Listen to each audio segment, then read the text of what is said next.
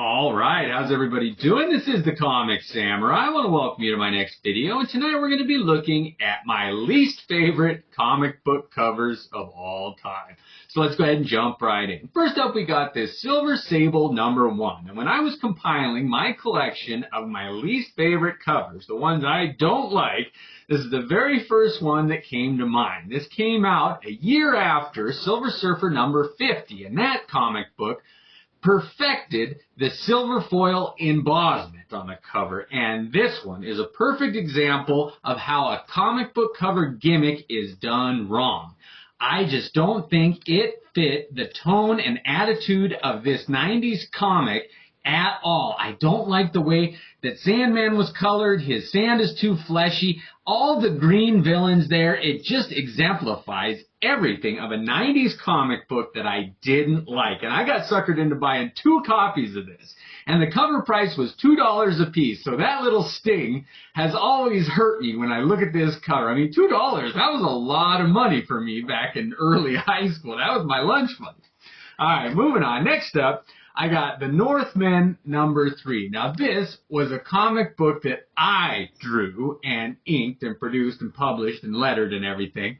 But I just want to let everybody know that I know how much love and sweat and tears goes into every comic book produced. And every once in a while, everybody has a flub, a bad one, a mulligan, and this was mine. Now, I saw this one when I drew it, and I was like, something doesn't quite work.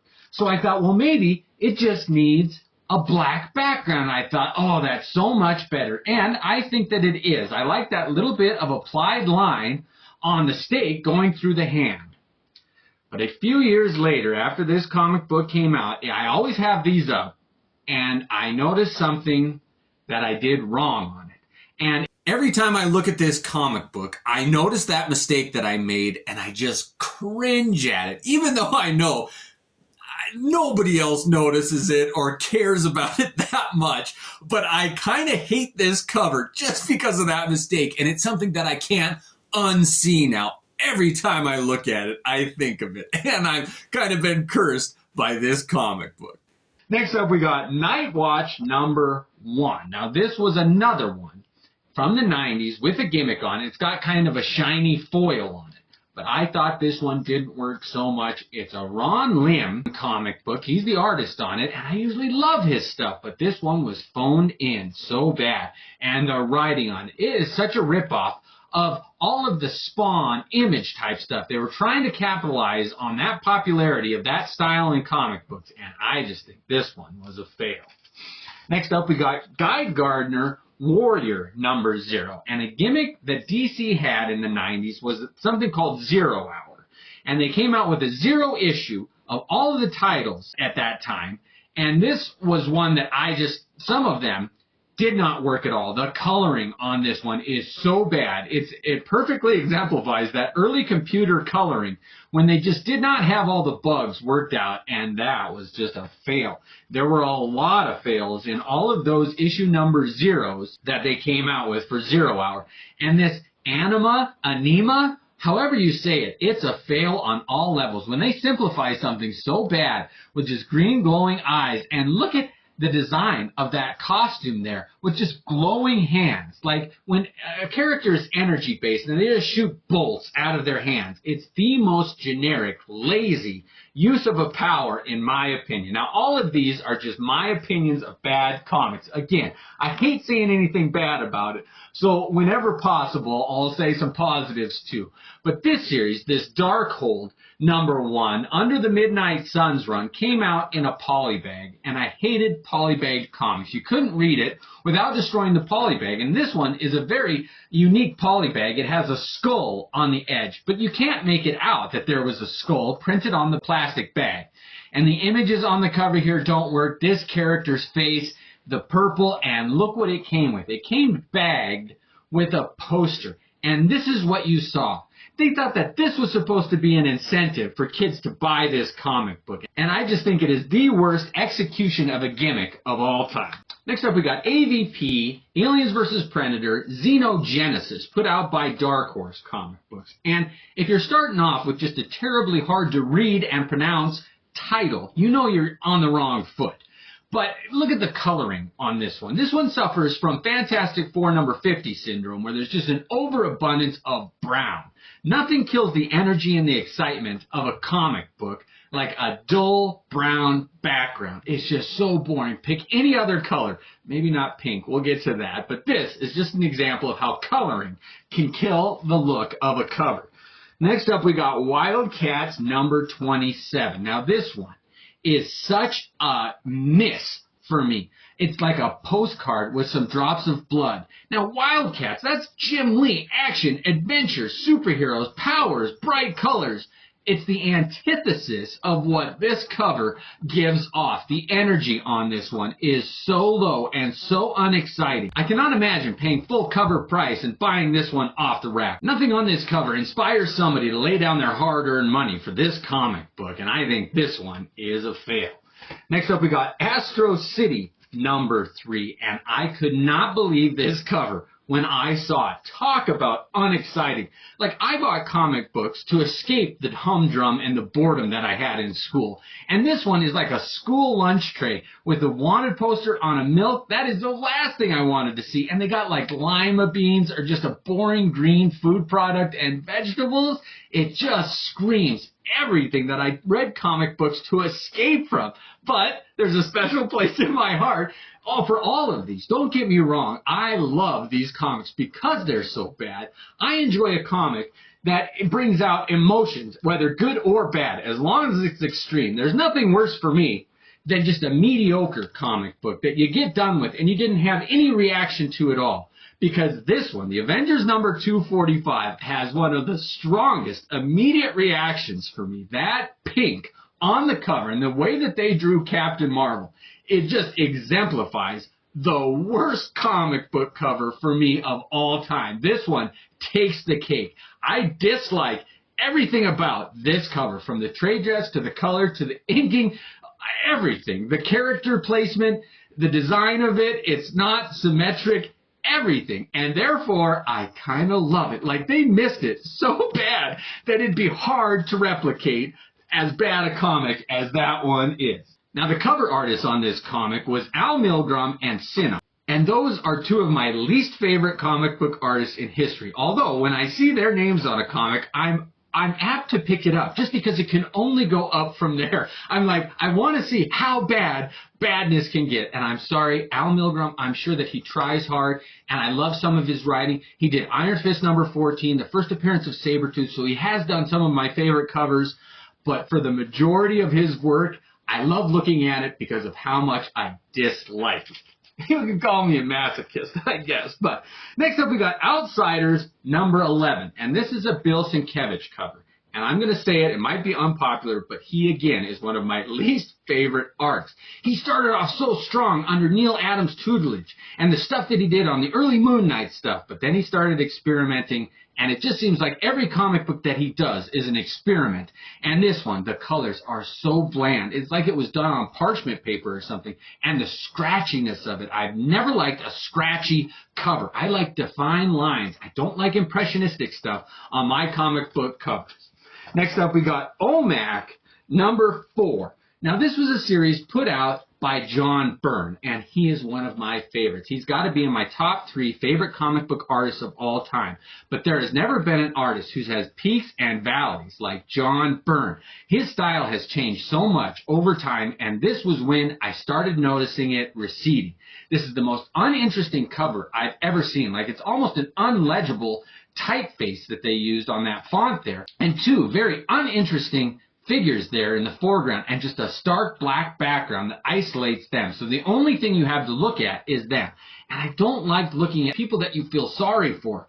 And this sums that up very well. So uninspiring for me. Next up, we got Wonder Woman number 117. And I'll get off of John Byrne's case, but this one sums up just the valley, the bottom of his talent for me. It is so wasted. He tried some computer-generated background there and some digital coloring that did not work. If you look how he was trying to do like a metal reflective surface on Wonder Woman's bracelets there, it just does not work. The backgrounds just don't fit with this illustrative figure in the foreground. It's just that mismatched tension that he creates. I kind of like it because it's so bad. Next up, we got Daredevil number 282, and John Romita Jr. is another one that I am torn on. His early stuff was okay when he did Iron Man that Bob Layton would ink over, but when he started graduating and getting into this style here, and the Silver Surfer upside down on a Daredevil comic, you can't even recognize that as the Silver Surfer there. The perspective's all wrong. The coloring is, ooh, and the way it's inked. When John Romita Jr. started his style on his Daredevil run, it produced some of the most memorable covers, those ones with Mephisto, but it also produced some of the worst covers on this title, in my opinion. And again, this is all just my opinion. I'm sure that some of these covers are somebody's favorites, and this is another John Romita Jr. cover here that will hopefully illustrate some of the things that I don't like about some of his work. Look at Thor's eyes here. When they draw eyes like that are just oversimplified, I do not like that there. And for a Thor number 1, you want to see a dynamic, interesting pose with bright colors and defined lines. And this is not that. I'm sorry, but John Romita Jr., sometimes his stuff just turns me off. Next up, we got Ronin number 1, done by Frank Miller. And he is another one that can be so hit or miss for me. Some of his covers are in my top 10 favorite of all time, and some of his are in my least favorite. And when he started doing this manga heavy influence style here on Ronin, it turned me off. I didn't like the line work. I wasn't ready for it. It hasn't grown on me. I do like the red coloring here, and I'll give that as a positive. And I love looking at experimental stuff, and you can just tell that Miller was trying something new, and I applaud him for that. But sometimes it just doesn't work, and this is a time when it did not. Next up, we got Dark Knight number 2, the second Dark Knight series, and The Dark Knight Returns produced some of my favorites. Number 1 is in my top 5 covers of all time, and this one has got to be in the top 5 of my least favorite. Reading this was painful for me.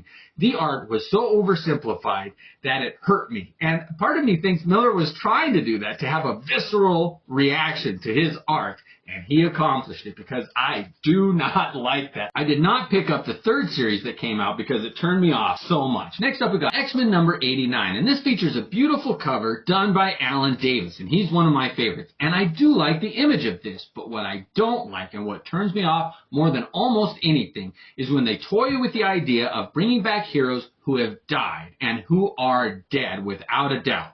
Captain Marvel, Warlock, and Thunderbird are 3 examples of characters that have died, and I think that if you kill a character, they should stay dead forever. Don't even toy or tease or use scrolls, which was the case here, to toy with the idea of bringing them back. Let them rest in peace.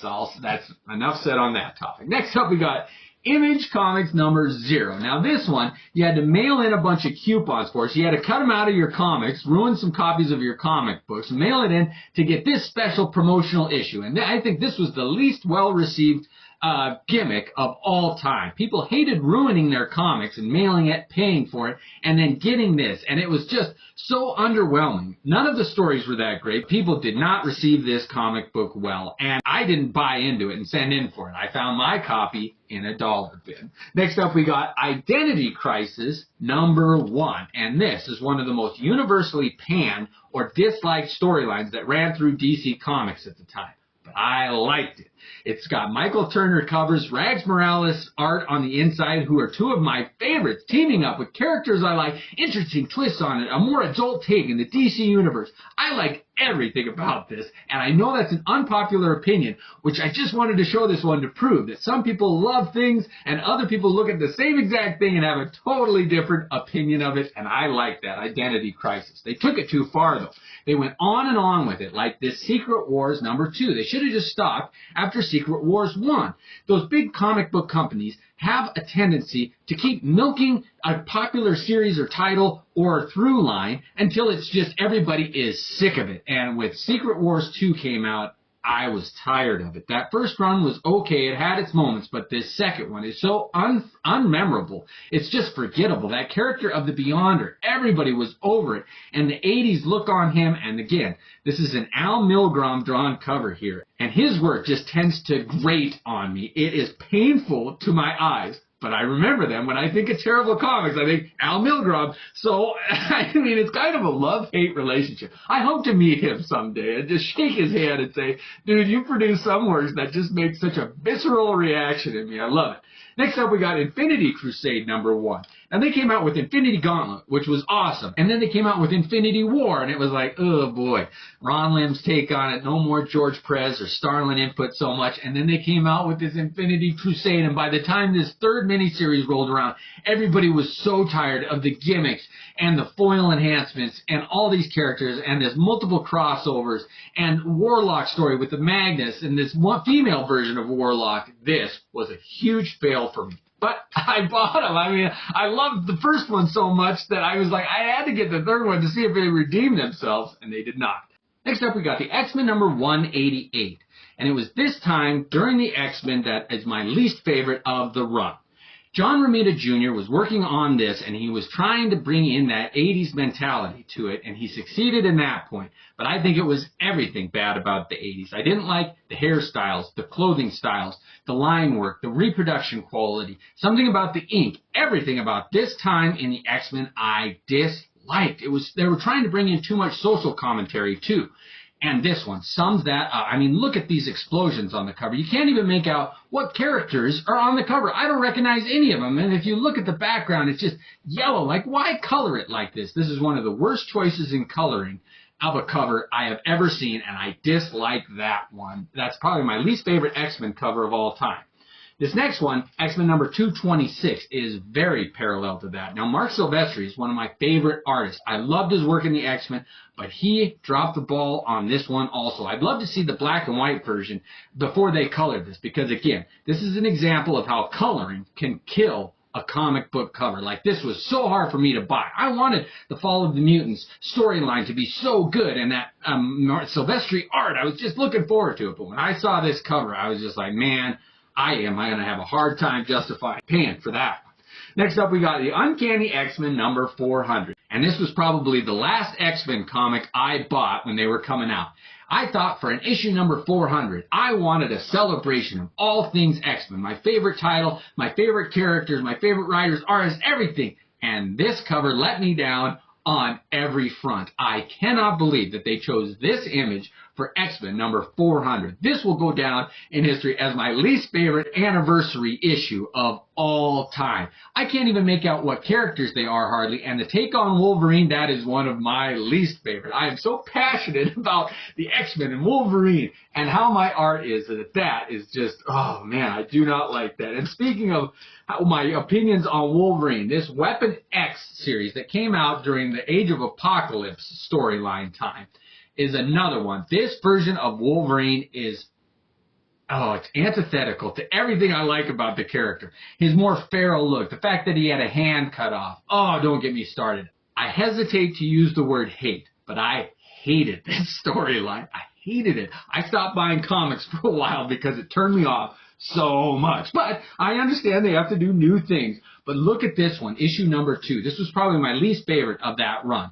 You can't even make out what's going on. That early computer coloring, they had not figured it out yet. Fail, fail, fail. I did not like that cover. Next up, we got Wolverine #64. And this comic I chose to show because it had so much potential. Wolverine versus Sabretooth. You've got a great battle set up between those two characters, and it could have been so epic. And this is the cover that we got. It just looks like they gave a third grader 20 minutes to do a drawing, and this is what they came up with. Look at all the line weight, the inking. All of the lines are the same weight, and Wolverine's claws. Nothing irks me worse than Wolverine's claws just drawn as triangles that come to a point at the tip. I do not like this cover. This sums up exactly what I don't like in a comic book cover. Next up, we got Wolverine Revolver #1. Now, a lot of people dog on this one. They do not like it. And I gotta admit, it's not my favorite. This will go down in history as one of the worst iterations of Wolverine. But I gotta say, because so many people agree that this is a terrible drawing, it made me look at it more, and there is a lot of things that I appreciate about this cover. However, his face. Some editor should have stepped in and said, we can't have the most popular character that we have drawn and represented like this. It was a fail, and they dropped the ball on this one, I gotta say. But I kind of love it. Next up, we got Wild Thing #0. And this is a version of Wolverine that I don't love. This was a giveaway, and they had this female version of Wolverine with like this laser claws, and it's just, this was a fail. The art on it is just breathtakingly bad. When I saw this, I was like, they shouldn't have even given it away. Like, this one should have just been scrapped. Oh, man. All right, next up we got The Unfunnies by Mark Millar. And this is the only comic book that I tell people not to read. It's not worth looking at. It is not funny. That is a very appropriate title.